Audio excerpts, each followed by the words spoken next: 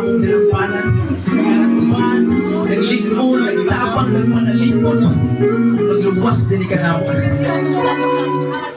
Ihigog pa sa Diyos pag-ayo atong kalibutan. Gihatag ang itong anak di ang kamasilutan. Gilansang siya sa krus, kagato sa kay pasilugan. Tungkol sa sakripisyo sa lahat mo na hinuan dalay. Kung ikaw o Diyos diya sa imong kamaayo. Ang tanang kasalanan na mo din hinapos sa ilumon. Na ni Hesus Kristo ang Ginoo nga sagano. Tanang buon mo di malaglag sa kalayo na patay. Ginoo sa bulong adlaw kay napanaw. Buhi ang Ginoo nga naminaw. Katanaw sa atong mga giampo batok sa atong mga laro. Wala ang Espiritu magtatabang sa mga tao-amahan. Anak Espiritu Santo kagamanan.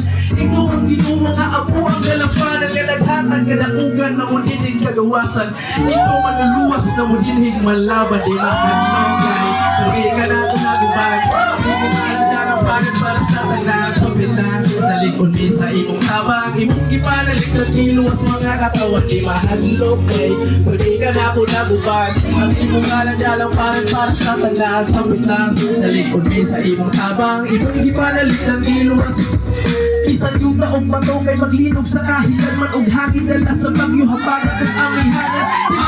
Di sa naanganga sa libdanan ang dalik ng mga mutamang panahon sa kalistanan. Naghatagan kusog sa mga kalagya ng aluya para nga magkamarumi sa amo ang pagkakumba. Sa mga nangamisa kami kay wala ramauksa kay kung wala aram na yun kabisag asa mo man nagkanusa. Naara imong pulong nga napabiling ka matumuran nga puno sa imong haguma. Naghatag ng pagtulunan ang lawas gibudalan gihatag ng kalautan og tungkol sa imong sama nga mo ang sakit kay may kaayuhan.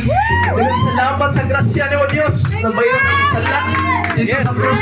Tumila pa sa ilo diha ka Kristo Jesus tungkol sa pagtuo kaluwas mig natubos.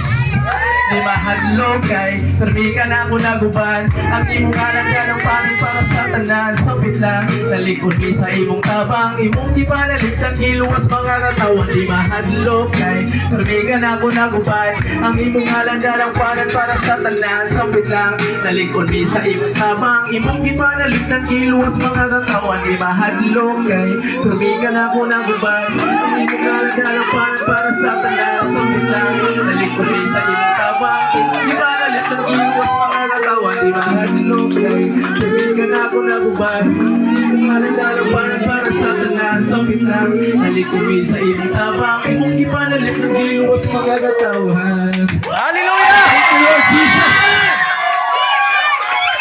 Sabi pa na ko humanon. Ako sulisan ang higayon nga na ako nili karon. Magpasalamat po ako sa buhig Diyos nga. Iyang ginala din sa True Grace Ministry. Kaya family, nakakailan ko kay Jesus. Sa tanan ko kay Suhula na ko din karon. Ang Ate Faith, ang Pastor Mitch. Kaya, sige, padasig sa mga nga, doon lang kita sa Ginoo. Amen! Basa kita sa Biblia, mangayon sa kaalam, mangita ta.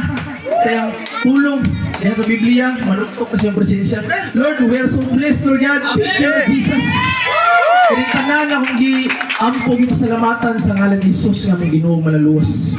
Amen. Hallelujah! Yay! Labaw pang mananaog.